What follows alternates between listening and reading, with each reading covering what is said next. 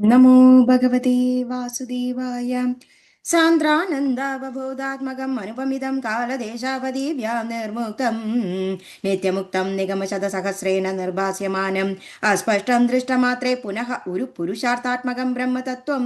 तत्तावद्भाति साक्षात् गुरुपवनपुरे हन्तभाग्यं जनानां नम्राणां सन्निधत्ते सततमपि पुरैस्तैरनभ्यर्थितानभिः अर्थान् कामानजस्रं विदरसि परमानन्दसान्द्रां गतिं च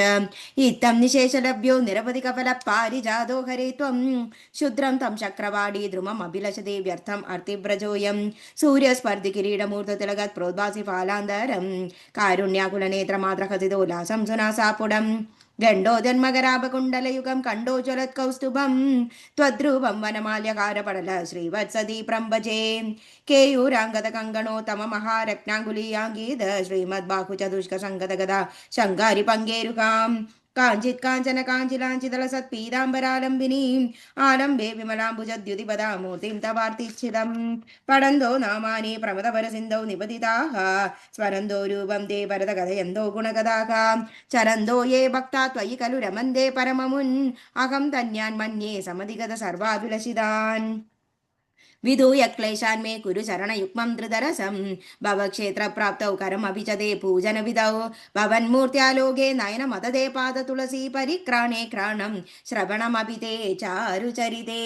श्रीहरे नमः श्रीहरे नमः गोपिका जीवनस्मरणं गोविन्द गोविन्द दशकं 65 ഗോപികളുടെ ഭഗവത് സമീപ പ്രാപ്തി. गोपीजनाय कथितं नियमावसाने मारोत्सवं त्वमद साधयितुं प्रवृत्तः सान्द्रेण चान्द्रमहसा शिशिरीकृताशे प्रापूरयो मुरलिगां यमुनावनान्दे सम्मूर्छनाभिरुदितस्वरमण्डलाभिः समूर्छयन्तम् अखिलं भुवनान्तरालं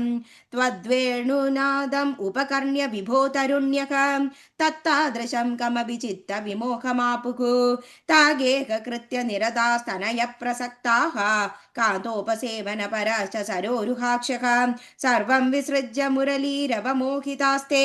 कान्तारदेशमयि कान्ततनो समेताः काचिन्निजाङ्गपरिभूषणमाददानाः वेणुप्रणादमुपकर्ण्य कृतार्थभूषाः त्वामागता ननु तदैव विभूषिताभ्यकां ता एव संरुरुचिरे तबलोचनाय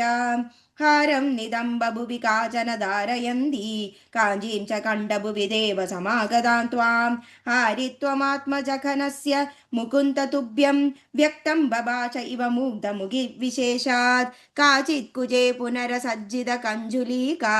व्यामोहद परवधूभिरलक्ष्यमाणो त्वामाययौ निरुपम प्रणयादिभार राजाभिषेकविदये कलशीधरेव